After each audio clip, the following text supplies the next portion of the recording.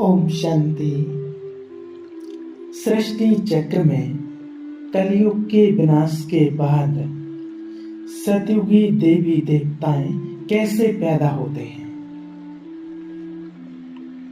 कलयुग के विनाश के बाद सारी दुनिया खत्म हो जाती है। जब सारी दुनिया खत्म हो गई, कुछ बचा नहीं, फिर पहला बच्चा कहां से आया? पहले बच्चे ने जन्म कैसे लिए?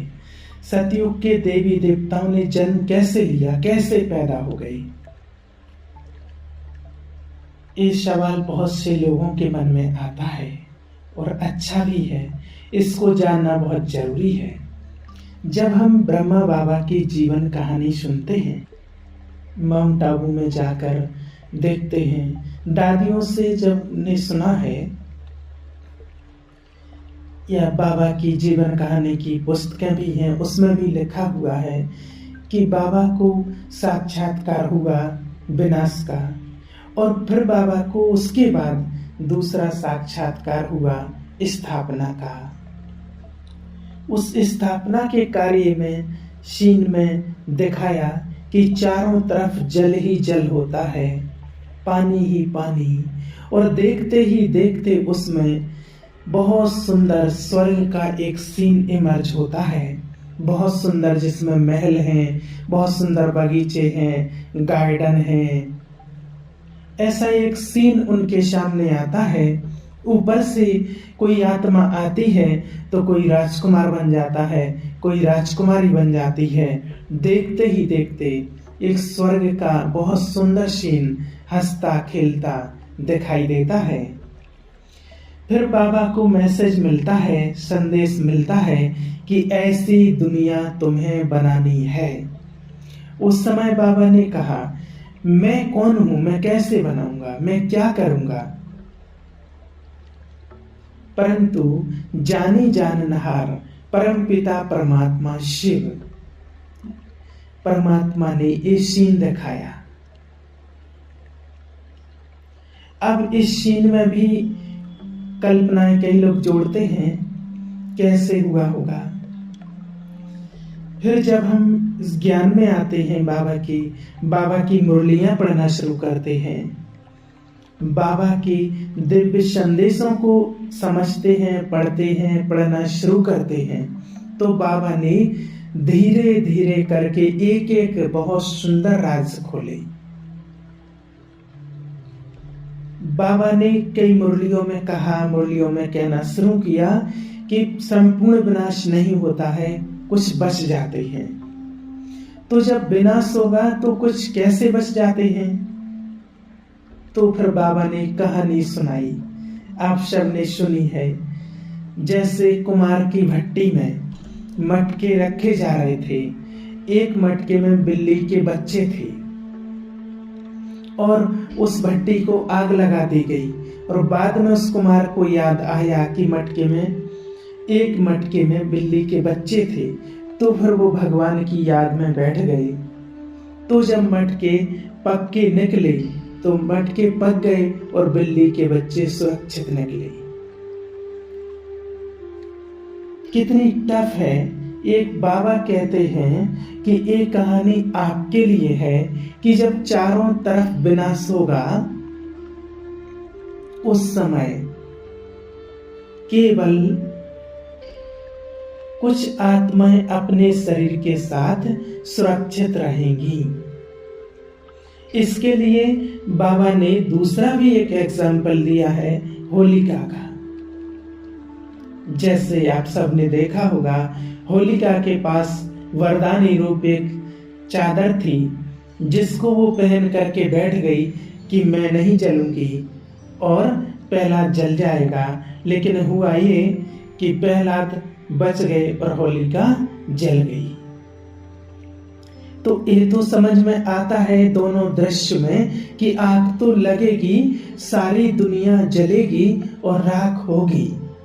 जैसे जब साक्षात्कार हुआ कि आग लगेगी और इतना टेम्परेचर बढ़ेगा, इतना गर्मी बढ़ेगी दुनिया में कि बहुत गर्मी होगी और बहुत हार्ड चीज भी पिघल जाएगी।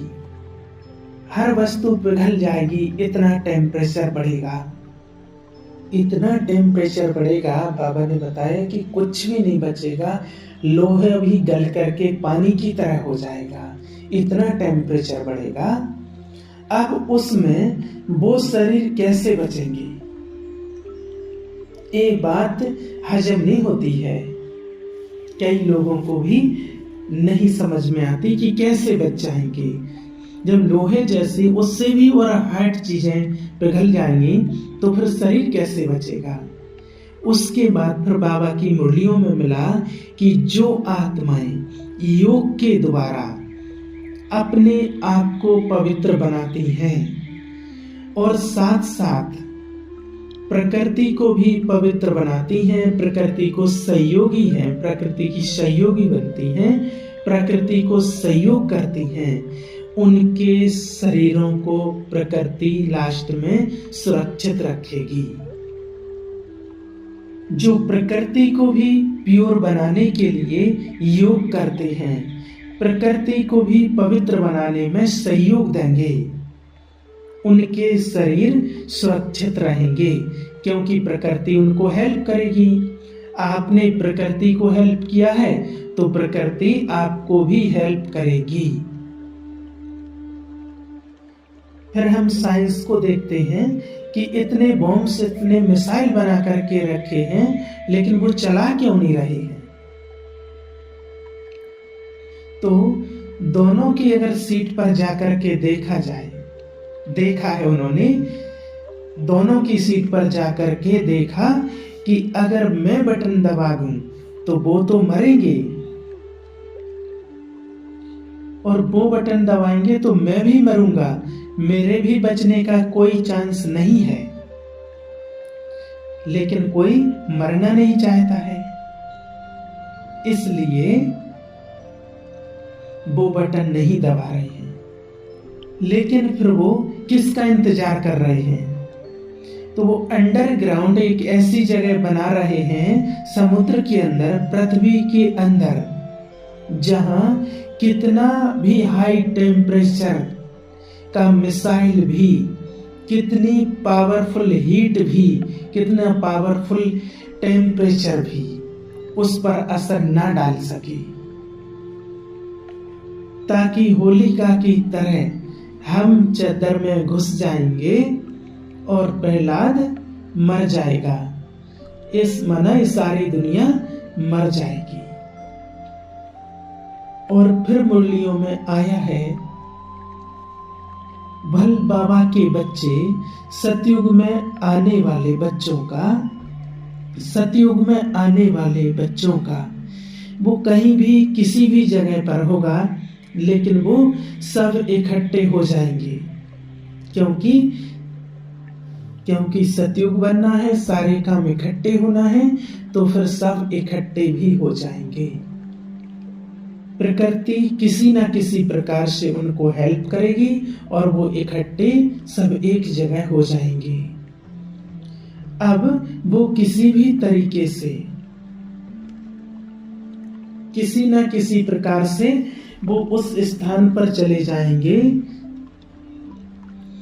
जिन्होंने उन्होंने अपने लिए सुरक्षित रखा है। दुनिया वाले मिसाइल चलाएंगे, आग लगाएंगे, लेकिन वो प्रहलाद की तरह सुरक्षित बच जाएंगे। अब वो सतयुगी आत्माएं कैसे जन्म लेंगी? उसके लिए बाबा के पास डेथ के बाद जितने भी संदेश आए हैं वतन से, उनको सुना है, पढ़ा है। पहला कि इस आत्मा ने शरीर छोड़ा है, जो अब इसको बहुत अच्छा ज्ञानी परिवार में जन्म मिलेगा। जना या तो पहले ज्ञान में चलते होंगे या इनके जन्म के बाद ज्ञान में चल पड़ेंगे, ताकि ये अपने कार्य को पूरा कर सके। दूसरा, विशेष रत्नों के लिए संदेश आया कि उन्होंने एडवांस पार्टी में जन्म लिया है।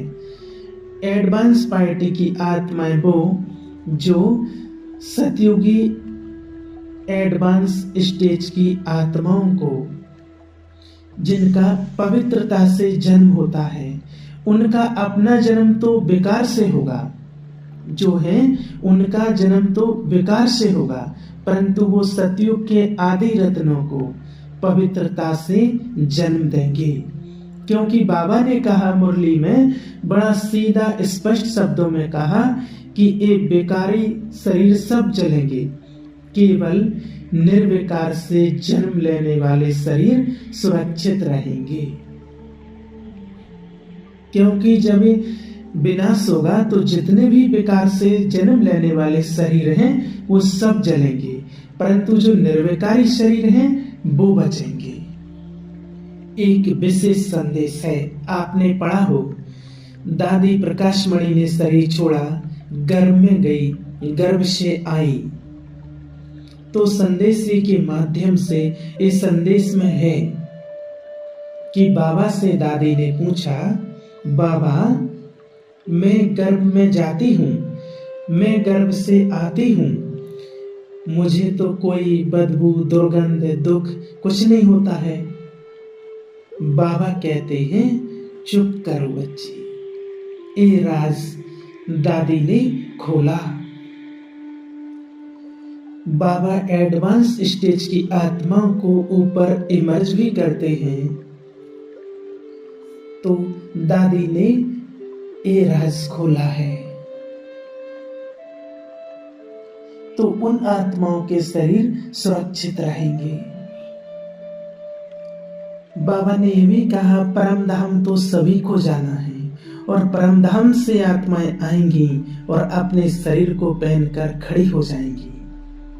इसलिए बाबा ने मुरलियों में कहा है कि पहले दिन, क्योंकि युवा आएंगे शरीर को पहनकर खड़े हो जाएंगे, तभी तो पहले दिन लक्ष्मी और नारायण को राजगद्दी पर बिठाया जाएगा।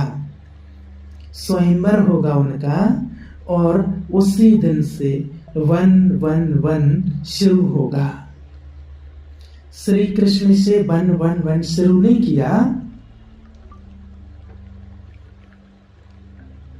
लक्ष्मी नारायण जब उनका स्वयंवर होता है तब से 111 शुरू होता है। इसलिए सतयुगी देवी देवताएं पैदा होते हैं संगम पर और अधिकारी बनते हैं स्वर्णिम दुनिया में।